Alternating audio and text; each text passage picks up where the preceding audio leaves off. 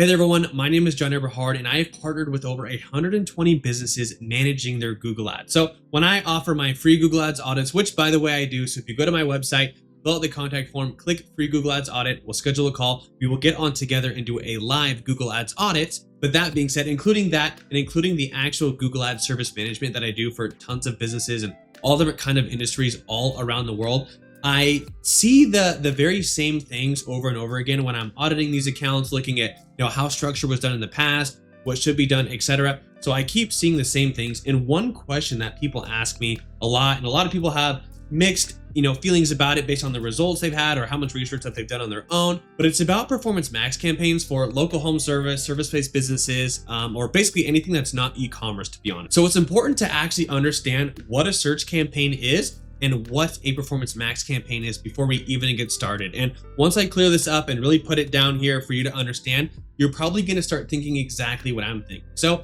a search campaign is where you're only targeting people who are searching for, or triggering your keywords that you have in each of your ad groups, right? So it's very bottom of funnel. It's very high intent. It's people, again, triggering your exact keywords that you have in your ad groups. So again, you can, watch the actual spend. You can monitor the search terms, make sure all the traffic that's coming in is as relevant as you want it. So again, very bottom of funnel. Okay. Now, what is a performance max campaign? A performance max campaign is basically like Google Ads black box, where they've basically put every placement and everything all together into one that shows very little data. So what a performance max campaign is, it's mainly an AI driven campaign that once you put the assets in it, it kind of distributes them as Google sees fit, and you can't see any real placement data. So it takes advantage of Gmail, display ads. Display ads are when you're on a website and you see, one of those ads that are on the banner or ads on the side.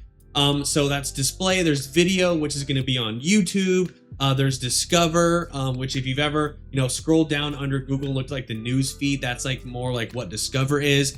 Then it also takes advantage of search, as well as typically it's going to also show, your ads on search partners, etc. So what is the real difference here? And the real difference is where Google spends that money. Okay. So when you have this search campaign, again, you're fully watching it. You're like, hey, we want bottom of funnel, high intent searches, but a performance max campaign almost goes to that next layer in the marketing funnel. So the traditional marketing funnel, again, is just going to be, bottom, middle, top, and it's all different kinds of traffic. So Google search campaign is considered bottom, and something like Facebook advertising is considered top, right? It's very, people aren't aware. You're kind of blasting people. You're interrupting them. They might not know they have the problem. You're just interruption-based marketing, very low intent, right? Someone's just scrolling through their phone. So a performance max campaign is almost in the very middle of those, because what it also does is it also retargets. So is a performance max campaign good for, brand awareness and, letting people know who you are and staying top of mind? Absolutely. But that's why it's really important to make sure that you have a correct campaign setup that's going to help a performance max campaign work the best. So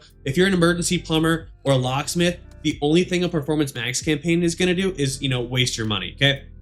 You can almost always expect cost per conversion to be cheaper in a performance max campaign, but it will almost always give you worse quality leads unless you're optimizing it for as much as you can towards, hitting a customer list or just primarily retargeting. It's still going to spend some of its budget, showing it to new people, but unless you are optimizing it purely for retargeting, it's almost a bump, in that marketing funnel, like I mentioned. So it's more of a broader reach. Okay. You can use auction insights to see where you rank against others. You can look at audience signals, and you can, advertise to people who maybe just moved to the area, bought a new car, have a pet, have a birthday coming up, maybe you're interested in entertainment, or, use those audience signals to your advantage for whatever you're advertising for. Because what this is, again, is your ads are now going to be shown to people who are on other websites, or on YouTube, right? So now you're doing almost more influence marketing, right? You're going more of the awareness route. You're telling people who you are, what you sell. And then of course,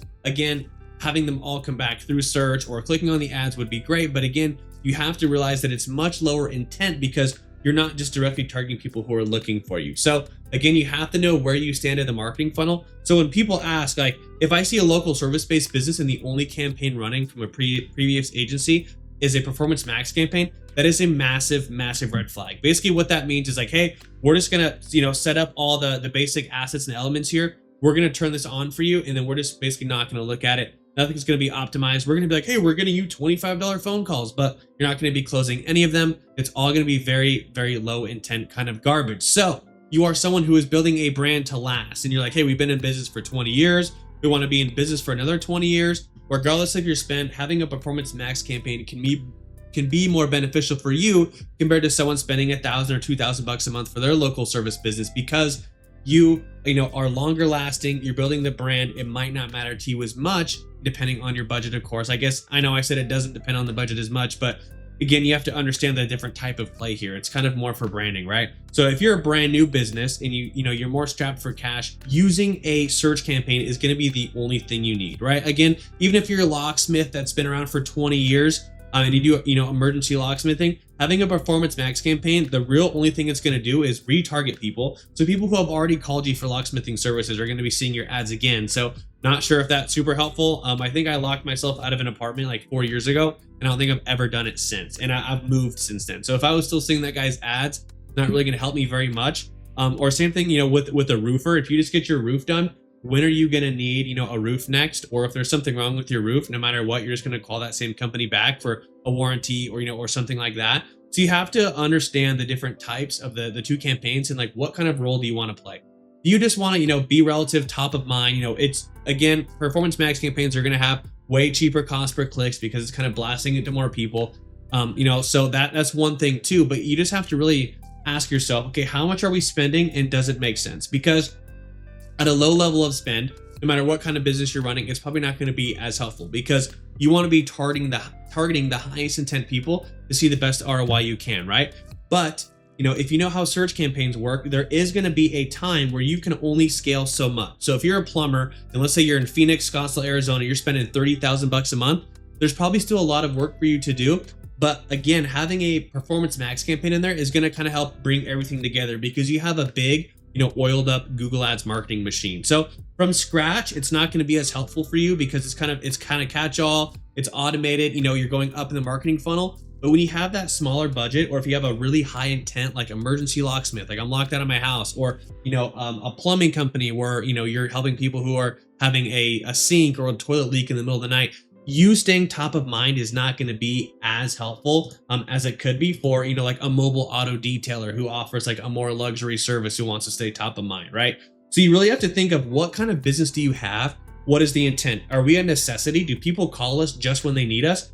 Or are we something that like has a longer buying cycle, right? Like if you're a cosmetic surgery clinic, that's a big decision. That sales cycle is typically pretty long. People come in for a consultation. They think about it. They have to, likely talk to family or their spouse or whoever. They maybe even have to secure financing for this. And then they plan the operation and there's a whole thing up to it, right? So that buying process might be 1 to 3 months. So in that case, do you want to stay top of mind to people who have initially filled out? Do you want to hit them with different marketing angles, such as, showing them, pictures and videos of other people who have had it done and et cetera, and kind of, show them the right content? Then absolutely yes. Okay. So just think of the type of business you have and think of your budget. Okay.